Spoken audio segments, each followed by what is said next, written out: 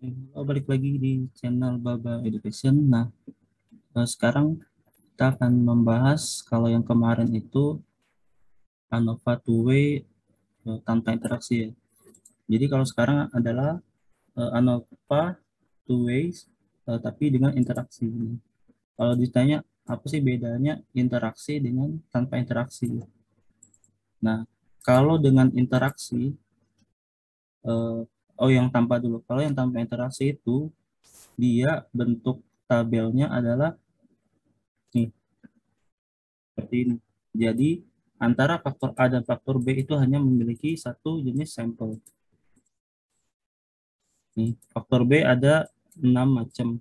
Terus faktor A ada 3 jenis. Nah, tapi sampel yang ada adalah hanya satu sampel. Sedangkan di ANOVA dengan interaksi itu ciri-cirinya dia punya eh, kalau di sini ada 4 sampel. Jadi dia punya lebih dari satu sampel. Dan itu konsisten, artinya antar satu faktor dengan faktor lain itu jumlahnya konsisten. Misalkan untuk zona lokasinya itu antara downtown sama suburban, nah uh, itu jumlahnya pasti selalu sama. Nanti ketika kita melakukan pengujian dengan data analyze itu kan harus memasukkan jumlah baris. Nah, jumlah baris inilah dalam setiap faktor ya. Jumlah baris dalam setiap faktor ini yang kita masukin berapa jumlahnya. Di sini kan jumlahnya 4. Nah, makanya itu harus konsisten. Nah, sekarang eh, sebelum masuk ke data analyze, kita harus tahu dulu nih hipotesis eh, yang biasanya eh, ada pada ANOVA two-way untuk yang interaksi. Nah, ingat kalau tanpa interaksi itu kita hanya mempunyai dua hipotesis ya. Jadi hipotesisnya kalau yang tanpa interaksi itu tidak ada perbedaan eh, antara kalau sini contohnya ya monthly payment berdasarkan income dan satu lagi berdasarkan zona alokasi. Nah, ini kalau dia kasusnya adalah tanpa interaksi. Tapi kalau dengan interaksi, nah ini kan dengan interaksi ada satu tambahan hipotesis. Nah, hipotesisnya apa?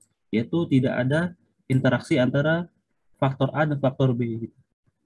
Dan HA-nya ada interaksi antara faktor A dan faktor B. Jadi ingat kalau kalau ANOVA one way itu hanya satu hipotesis, ANOVA two way yang tanpa interaksi adalah dua hipotesis.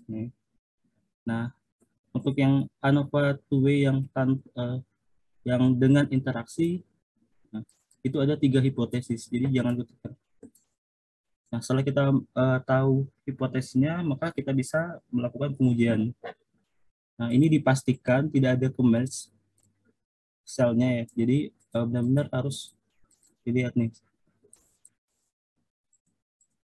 Nah, kalau sudah dipastikan selnya aman gitu, tidak ada yang sel yang bergabung, maka kita bisa melakukan pengujian di data analyze, terus pilih yang eh, nih ANOVA two factor with replication atau dengan apa namanya dengan interaksi ya. Nah, kita blok dari sini sampai sini. Yang ini jangan dimasukin yang tulisan income sama zona location. Tapi kita masukkan dari yang C5 sampai F21. Raw percent. Nah, ini yang tadi bilang, ini harus konsisten karena nanti sini bingung masukinnya. Kalau misalkan downtownnya 4, terus ininya 3, ininya misalkan 5, ininya misalkan 4 lagi. Nah, itu tidak mungkin dia tidak konsisten, berarti selalu konsisten. Makanya ini ada 4 dari setiap subfaktor ya. Saya bilangnya di setiap subfaktor ada 4. Makanya kita isikan dengan 4. Nah, terus tingkat signifikannya 5%. Ini nanti tergantung di soal. Di sini saya masukkan signifikan 5%, terus outputnya langsung ke A34. Nah, maka inilah hasil yang digunakan untuk melakukan kesimpulan dari hipotesis. Nah, tadi sampel itu adalah faktor B. Faktor B itu tadi apa? Kolom itu adalah faktor A. Cara gampangnya gini. Faktor A itu adalah kolom. Biasanya faktor A itu berupa kolom. Nah, tapi tergantung di soal. Tapi kalau sini kan udah dijelasin faktor A itu adalah kolom. Nah, faktor B adalah baris. Baris itu yang gini. Nah, bentuknya kiri ke kanan. Kolom itu atas ke bawah. Maka eh, di, di sini kita gampangin namain. Makanya kolomnya itu adalah faktor A, sampelnya itu faktor B. Nah, nanti eh, yang dijadiin dasar untuk kita kan punya 3 hipotesis ya. Nah, 3 inilah yang jadi dasar kita untuk memutuskan atau pengambilan keputusan atas hipotesis tersebut. Nah, sebagai contoh, kolom A kita lihat nih faktor A. Ya. Faktor A itu apa? Faktor eh, pendapatan nih. Jadi apakah ada perbedaan? Nah, tadi kan lihat hipotesis. Apakah ada perbedaan Marcus payment berdasarkan income?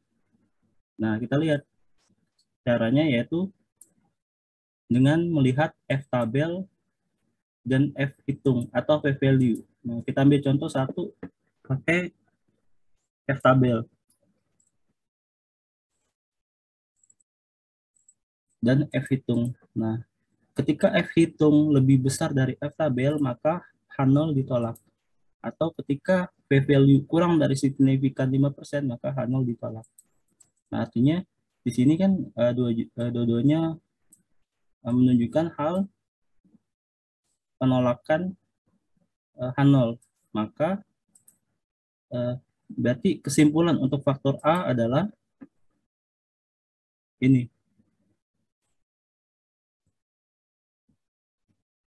Faktor A itu berarti ada perbedaan purchase payment berdasarkan income. Berarti pengujiannya karena tingkat signifikan kurang dari 5%, maka H0 ditolak. H0 ditolak menyebabkan adanya perbedaan purchase payment berdasarkan income. Nah, sama dengan yang faktor B. Faktor B yaitu ada perbedaan purchase payment berdasarkan zona lokasi, location. Nah, ini tadi kan lihat nih P value atau F tabel, F hitung terhadap F tabel. Nah, itu kita sudah menjawab 2 dari 3 hipotesis. Nah, hipotesis yang terakhir, ketika dia kurang dari 5% atau F tabel, F hitung lebih dari F tabel, maka H0 ditolak dan HA menjadi adanya interaksi antara income dan zona lokasi. Jadi ini sudah menjawab 3 hipotesis yang sebelumnya kita tentukan. Paling itu untuk pembahasan untuk yang apa namanya yang ANOVA to W, tapi dengan interaksi. Paling nanti ini hanya sebatas perhitungan secara data analysis ya. Nah, data analysis nanti untuk manual perhitungan secara manual nanti akan dijelaskan di video yang lain.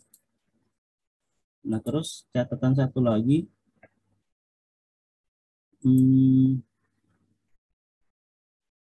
kalau dia biasanya itu nanti akan ada pengujian lanjutannya.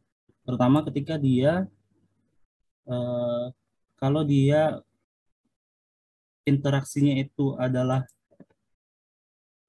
signifikan, artinya signifikan itu ada interaksinya. Jadi kalau dia ada interaksi, maka nanti akan ada pengujian sampel tes, sampel efek tes. Sampel efek tes ini nanti akan diuji per subfaktornya itu terhadap variable dependent. Nah, kebetulan sini kita tidak ada variable dependent ya, karena semuanya ada variable independent.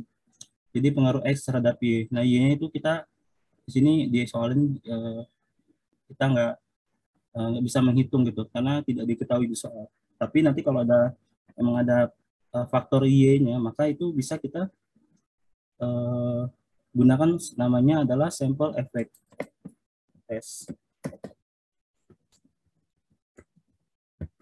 Nah, ketika dia tidak ada interaksi, maka ketika dia tidak ada interaksi, maka itu kita menggunakan main test.